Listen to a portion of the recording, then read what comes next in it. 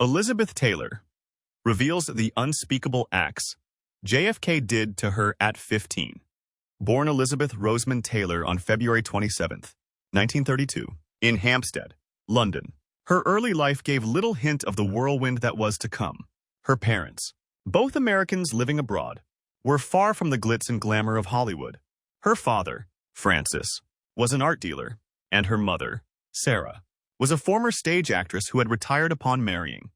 But from the moment she was born, there was something undeniably special about Elizabeth. Stories abound of her incredible beauty, particularly those striking, double-lashed violet eyes, which captivated anyone who met her. Even as a toddler, her appearance was so remarkable that strangers would stop her mother on the street. The looming shadow of World War II forced the family to return to the United States in 1939, settling in Los Angeles. It was a drastic change for the young girl, leaving her home country and entering a completely new environment. This period of upheaval marked one of the first major shifts in her life, setting the stage for even more dramatic changes to come. Her mother, perhaps seeing the potential in her daughter's extraordinary looks, began to think about Hollywood. The innocent young girl, with her striking appearance, was about to be thrust into an industry that would demand everything from her. Hollywood in the late 1930s and early 1940s was a land of dreams, but also a place of ruthless ambition and strict control by powerful studios. For a young girl like Elizabeth, breaking in was both a chance of a lifetime and an entry into a world she was completely unprepared for. Her initial attempts were somewhat hesitant. A family friend suggested Sarah take Elizabeth for a screen test. She signed a short-term contract with Universal Pictures in 1941, but incredibly, after just one film, There's That Woman, her contract was not renewed. Universal told her mother that the child's eyes were too old for her body, and she didn't have that something. This early rejection could have crushed many, but Sarah Taylor was persistent. They soon secured another screen test, this time with the legendary Metro-Goldwyn-Mayer, or MGM, the studio with more stars than in the heavens. And this time, the result was different. MGM saw the potential, recognizing the raw, undeniable star power in those famous eyes. Elizabeth was signed to a long-term contract in 1942. At the tender age of 10, she began with small roles, learning the ropes of a demanding industry. But her big break came quickly. In 1944, at just 12 years old, she starred in National Velvet as the horse-loving Velvet Brown. The film was a massive success, and Elizabeth Taylor became an instant child star, beloved by audiences worldwide. But beneath the surface of this charming success story lay the reality of the studio system.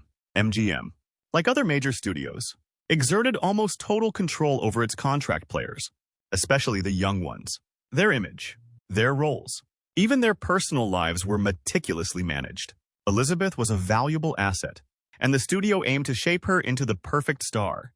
By the time she was 15, around 1947, Elizabeth was no longer just a child star. She was transitioning into a young woman, poised for leading roles. She appeared in films like Cynthia and Life with Father, playing more mature characters.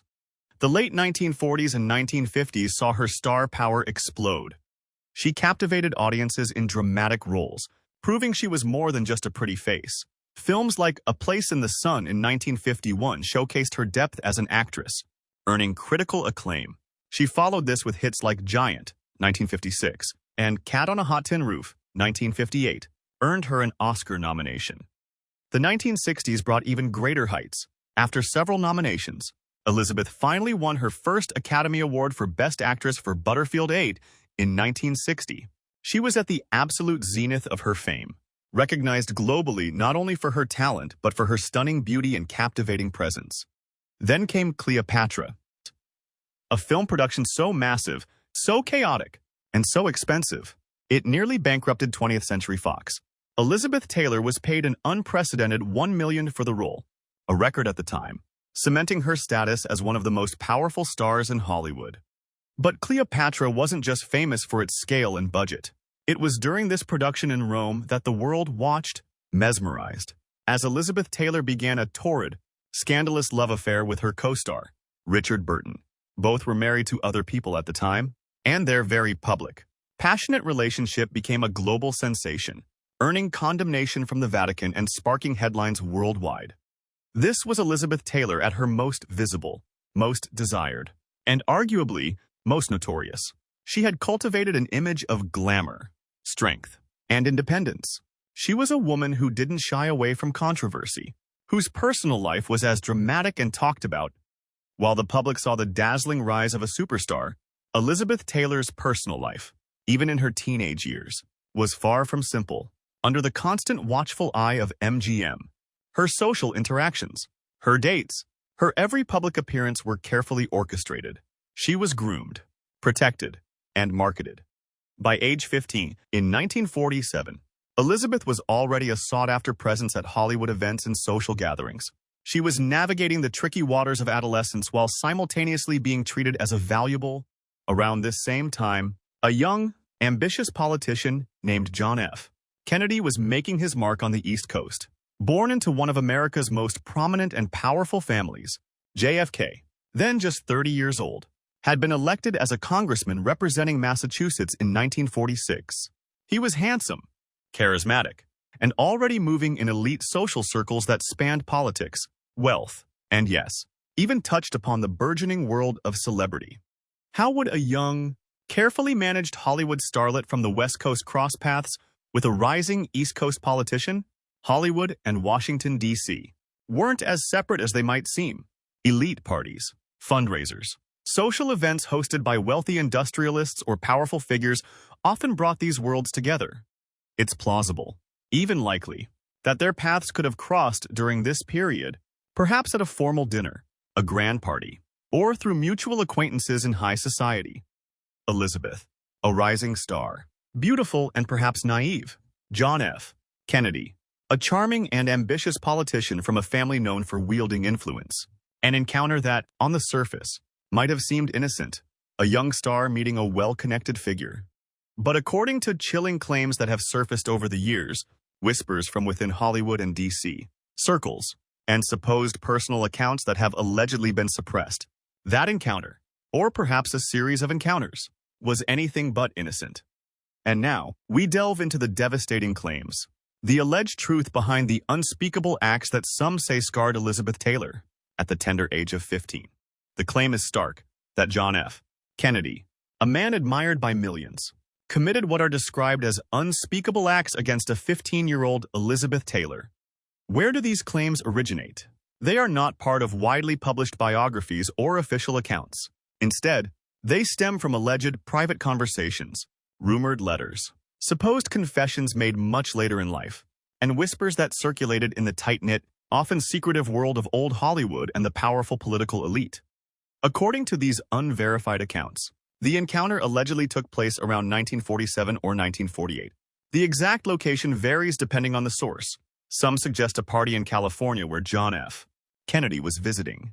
Others point to a trip Elizabeth made to the East Coast, perhaps a private dinner or meeting orchestrated by influential people who knew both families. The details of the alleged unspeakable acts are deliberately vague in these whispered accounts, perhaps due to the sensitivity and horror of the accusation. They don't provide graphic specifics in the widely circulated rumors. However, the language used consistently implies a severe violation, a profound abuse of power and trust directed at a vulnerable minor. Terms like took advantage, preyed upon, violated her innocence, and left deeply traumatized are associated with these alleged accounts. The core accusation is that John F.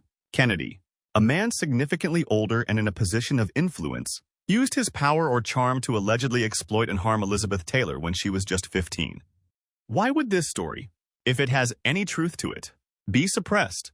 The reasons are powerful and obvious. Firstly, MGM. Elizabeth Taylor was one of their most valuable assets. Any scandal, particularly one involving a politician from a powerful family and accusations of this nature, would have been a catastrophic threat to her carefully crafted image and burgeoning career. The studio had immense power and motivation to bury any such rumors immediately, ensuring her silence through contracts, pressure, and potentially even threats. Secondly, the Kennedy family.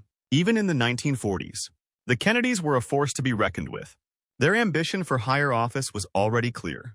An accusation of this magnitude against a young, rising member of the family would have been devastating. A scandal that could have ended John F. Kennedy's political future before it even truly began. The family was known for its ruthlessness in protecting its image and its members. It is entirely plausible they would have used their considerable influence, wealth, and connections to ensure such a story never saw the light of day. And what about Elizabeth herself, a 15-year-old girl, allegedly the victim of such an act? The shame, the fear, the potential for retribution from powerful figures, combined with the extreme pressure from her studio, would have made speaking out almost impossible. The society of the time was also vastly different. There was less understanding, less support, and far more victim-blaming surrounding such allegations. Sources that hint at this event are elusive and often disputed. Some point to alleged private journals or diaries of people close to Elizabeth Taylor, discovered long after their deaths. Others mention hushed conversations overheard in exclusive circles, stories passed down through generations of Hollywood insiders or political operatives. There are even claims of unsent letters or draft memoirs from Elizabeth herself that contained veiled references to a deeply traumatic experience in her youth involving a powerful man, references that were supposedly removed from final published versions. One prominent thread within these rumors suggests that Elizabeth Taylor confided in a trusted friend much later in life, perhaps during a period of vulnerability or when reflecting on her past traumas. This friend, or someone close to them, is then alleged to have eventually revealed fragments of the story, piecing together the horrifying accusation involving JFK. The language used in these rumored accounts is consistent in describing the profound impact this alleged event had on Elizabeth Taylor. It wasn't just a fleeting, uncomfortable encounter. It is described as a deeply damaging experience that left emotional scars.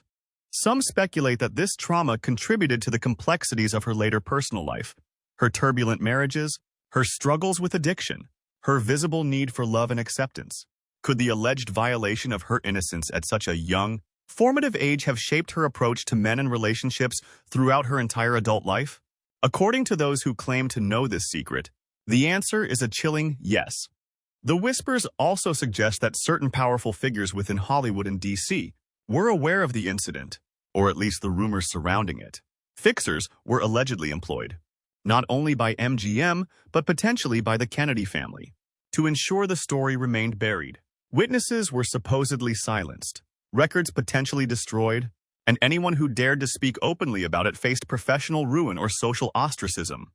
The very nature of this alleged event, linking a beloved American icon like Elizabeth Taylor with a revered president like John F. Kennedy through such a dark act, makes it almost unbelievable, almost impossible to confront. This is precisely why, the rumors suggest, it was so successfully hidden. It defies public perception. It challenges historical narratives, and it involves figures whose images were meticulously protected and glorified. But the question remains, is there truth to these claims? Are they merely malicious rumors, exaggerated whispers, or a desperate attempt to uncover a hidden history of abuse of power at the highest levels of both Hollywood and Washington? Without concrete, irrefutable evidence, the story remains in the realm of alleged secrets and buried truths. Yet, the persistence of these whispers, the consistency of the core accusation, that a 15-year-old Elizabeth Taylor was allegedly harmed by John F. Kennedy, keeps this dark possibility alive in the lore of old Hollywood's hidden past. It serves as a stark reminder that behind the dazzling facade of fame and power, there can exist unimaginable pain and deeply guarded secrets. Elizabeth Taylor's life, even after the alleged events of her youth and the peak of her scandalous fame, continued to be one of immense public interest and personal challenge. She went on to marry 8 times to 7 men, most famously her 2 tumultuous marriages to Richard Burton, which captivated the world with their passion, their extravagance, and their dramatic public rose. These relationships were the stuff of tabloid legend, overshadowing almost everything else in her personal life. Beyond her dramatic love life, Elizabeth remained a working actress for many years. Although the frequency of her film roles decreased later on, she also became a powerful advocate for causes she believed in. Following the death of her friend Rock Hudson, she became one of the first major celebrities to actively campaign for AIDS awareness and research, co-founding the American Foundation for AIDS Research, AMFAR, and establishing the Elizabeth Taylor AIDS Foundation. This phase of her life revealed a woman of compassion, strength, and determination, using her fame for good. However, Her later years were also marked by significant health problems. Elizabeth struggled with numerous illnesses, injuries, and operations throughout her life, including chronic back pain, hip replacements, and pneumonia. She faced addiction issues at various points and spent time in rehab. Her health battles were often public, portraying a picture of a woman constantly struggling, constantly in pain, yet somehow enduring. She was often photographed in a wheelchair, a stark contrast to the glamorous icon she once was. Her physical decline in later life was difficult to witness for many of her fans. She was a fighter, but her body had been through immense strain, both from the physical demands of her career and the toll of her personal struggles and illnesses. On March 23, 2011, Elizabeth Taylor passed away at the age of 79 from congestive heart failure. She died at Cedars-Sinai Medical Center in Los Angeles, surrounded by her children. Her death marked the end of an era, the passing of one of the last true stars of Hollywood's golden age. Elizabeth Taylor's legacy is complex and multifaceted. She was a legendary actress, an unparalleled beauty, a shrewd businesswoman, and a passionate humanitarian.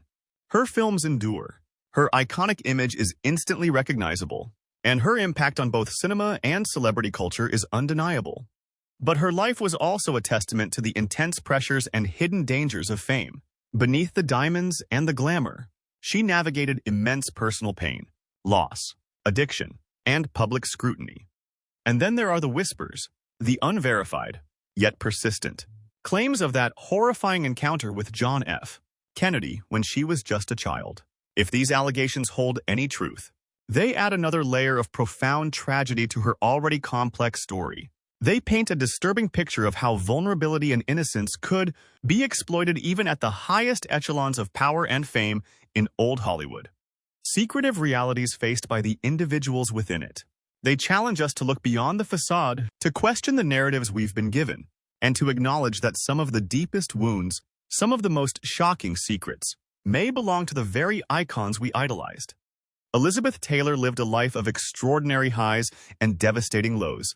Whether the story of JFK and her 15th year is a cruel falsehood or a buried truth, it remains a haunting possibility in the annals of Hollywood drama and secrets. A secret that, even in rumor, continues to whisper of the hidden costs of fame and the dark side of power.